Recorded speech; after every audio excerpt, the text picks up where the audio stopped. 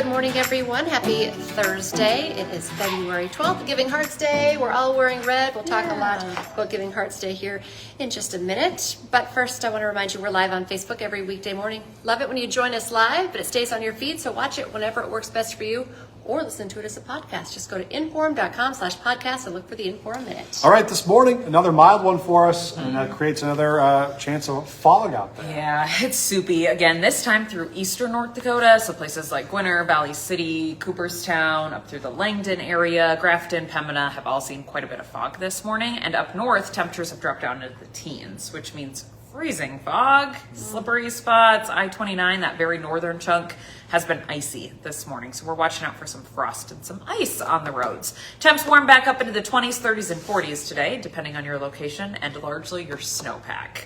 Where the snow is deeper, you're in the 20s today in northern Minnesota. We're kind of caught in the middle. Fargo, Grand Forks, looking at 32 in Forks, 37 today in Fargo. And then out to the southwest where there's no snow left, 40s to near 50. So big spread in temperatures this afternoon. Otherwise, partly cloudy day once we get rid of the fog and a light wind, making it pretty comfortable for your Giving Hearts Day. But the lack of wind lasts overnight, which means we have to do this again tomorrow. We're going to watch out for more areas of fog.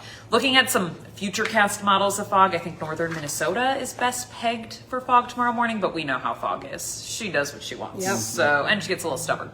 So we will watch out for that tomorrow morning pretty much anywhere, especially where you do the melting of the snow today. Now, if you don't have snow anymore, then you're not melting, which means you don't have a moisture source, which means you don't have to watch out for fog, if that makes sense. Yep. So places like Jamestown, Bismarck, probably not dealing with fog because you don't have any snow left on the ground. It's really from the melting of the snowpack that's giving us our soupy mornings lately. So we do this again tomorrow. We're near 40 for tomorrow afternoon with a light wind. I think some good afternoon sunshine.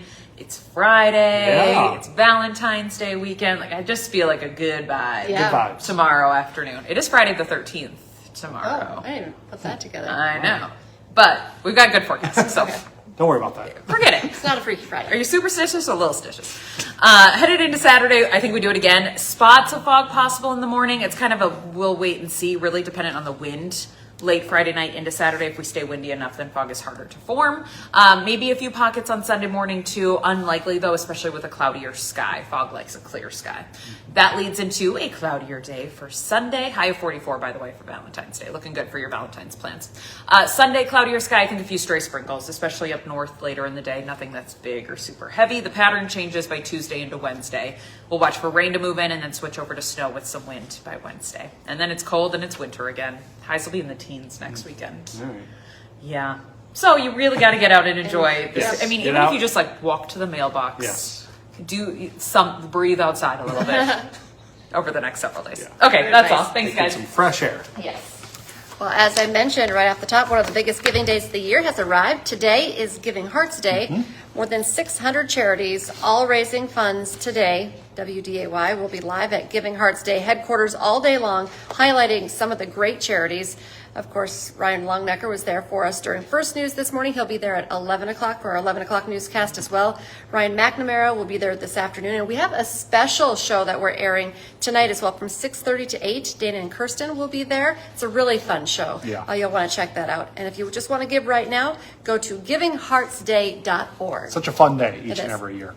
All right, this morning, Board Czar Tom Homan is holding a news conference in Minneapolis. The White House did not specify exactly what he's going to be talking about, but we do know on Tuesday, Minnesota Governor Tim Walz said he expected Homan to announce another drawdown of federal agents before the end of this week.